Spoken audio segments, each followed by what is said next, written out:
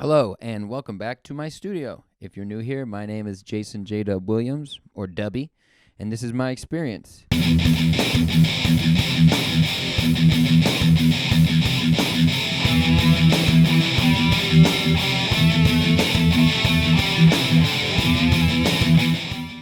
So on this channel, I'm kind of going to go over my artistic journey. We're going to paint, we're going to draw, we're going to design, we're going to animate, we're going to pretty much do anything that our stupid little brains come up with. I'm going to film it all, smack it on YouTube, and hopefully get 12, 15 views.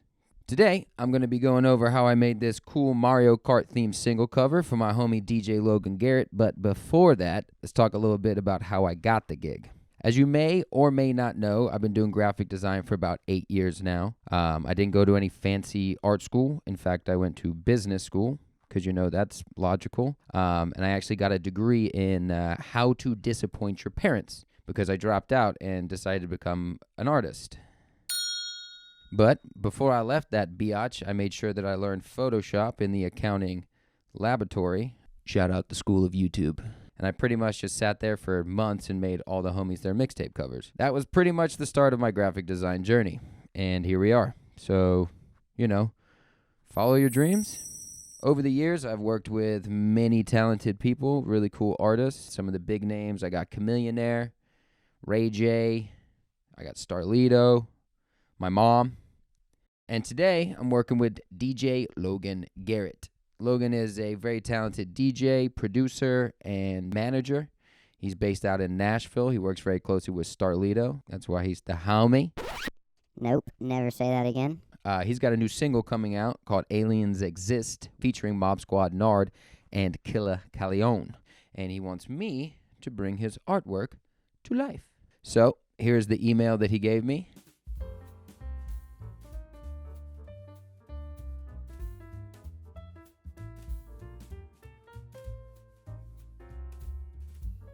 Boom. So I got all the information. It's time to get to work. Get to work! Get to work! If you have great clients like me, they'll end up sending you, reference photos like of themselves or the featured artist or pretty much whatever the fuck they want on the cover. If you don't and they didn't, you got to hit up that Google, my boy. So once I got everything together, I grabbed a pad and I opened up that beautiful, beautiful app, Procreate. From there, I go to my cover art template or canvas, which is 3,000 by 3,000 pixels and 300 DPI. This is all I need. It gives me about 52, maybe 68 layers, not 100% sure, but that's enough for me to work with. Once I got that off and poppin', I bring in all my references and I basically just start making a rough sketch. This is not going to show any details of anything. This is just the basic placement of all the shit that's going on. Okay, so once I got that done, I will add another layer, lower the opacity of the sketch, sketch it all out again. Not perfect, but this time with a lot more detail. This is where the characters, the ships, and the background all starts coming to life. You really start seeing what the overall artwork's going to be like. Booyah, the sketch is done. I get to send it off to the client and hope he likes it. So this is usually the part where I spin out in anxiety, doubting every single art decision I've ever made in my entire life. Seriously though, this is the part where I tell the client to edit the ever-living out of the design. I'd rather edit a sketch 1,000 times than try and redraw or edit on a final design. You want them to be comfortable before you even start putting the final line work on. And I learned that the hard way. Logan sent the edits, I knock out the edits, I send it back. Again, we want to make sure at this point he is 100% okay with how the design looks. Okay, so Logan loves the artwork. It's time to move on to the next step, which is line work. Line work for me is probably the most fun part of the project. It has an almost Buddhist vibe. No, it doesn't. There's like a Zen meditative. It's a whole vibe, okay? You get into this flow state where you're slicing these lines. Shoo, shoo, they're gliding, your hands working. It's perfect. Sometimes it does take about 1,000 times to get that correct line, but once you get it, fantastic.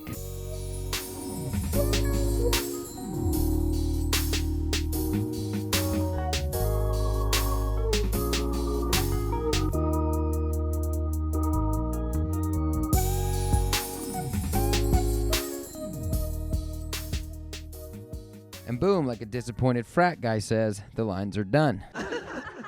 I usually take 5 minutes to stare at it like a maniac, kind of picture how it's all going to look in my brain. Then I move on to the next part, which is coloring. I just select a character. It's usually the center character or the focal character. And I just start adding my flat colors to that. If I am using references for the artwork, I'll bring those back in, for like skin tones or like certain clothing colors. But if I'm not using references, I usually just ask my horoscope. I'm a Taurus.